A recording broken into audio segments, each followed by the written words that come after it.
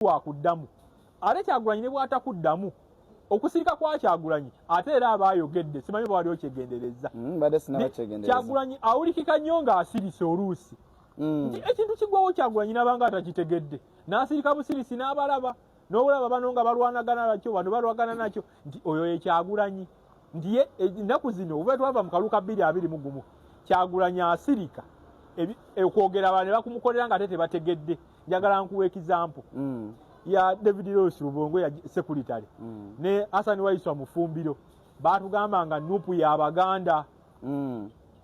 kati ate baze besimbawo naye manya azanyo obubimbi olwo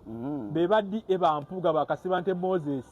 ne Abedi Bwanika bagamba nti ate mugoba Abaganda ate muleeta abaki abatali baki Baganda kati Kyagulanyi yasirika ogwo omulimu abagumukolera bali naye nga tebategedde okategedde asigalayo akozesa kali akagamba okewanga nti Kyagulanyi akozesa abasajja abo nga tebategedde kati azanye ebyobufuzi ne wabata kutteeko naye kiddeko kiri kye nagamba ku mukisa mu byobufuzi nti omukisa nagwo kiba kikulu n'okumanya ebiro byo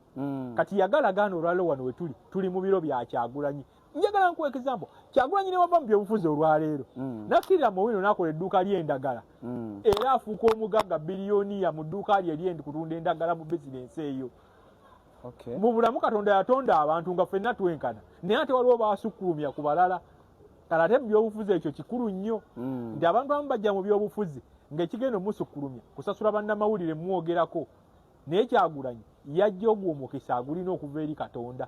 teyeetaaga sasula muntu omusukkulumya ogw'omukisa ate mu myaka 4 gujja lumu nti South Africa okuva Mandela we yafa ogwo teguddanga Congo okuva Patrice Lumumba we yafa ogwo teguddanga mu America okuva Martin Luther King Jr ogwo teguddanga newe tudda mu by'omupiira nti gawuki ayinza obutaddawo oba okitegeera nti kati ebyobufuzi bwe biri nti waliwo omuntu ajja ng'ali mu biro bye kati kirizagaana yagalagaana bino biro bye tulimu bya Kyagulanyi bagiyita Kyagulanyi era mpuga ne wanaasiba abantu n'abamalayo wanola namulako nga mpuga agamba agenda kuloopa Kyagulanyi ne Kyagulanyi tuli waneero abantu beerabidde nti Kyagulanyi ensi namba yamuwawaabirako Bungereza yawawaabira Kyagulanyi ne mubaninga n'obutaddamu kulinnya waabwe kati neewunya mpuga n'obwampuuga bwe bw'aba era yapulanika kuwaabira muntu oyo ng'ensi namba yali emuwawaabiddeko ate yayongerako kati looya oba okitegeera kati ye Kyagulanyi gwe twogerako olwaleero si muntu wa bulijjo talinga ffe buli kyakwatako kiraba omukisa olwaleero naggamba nti Kyagulanyi otuukidde olwaleero alina amaanyi agatta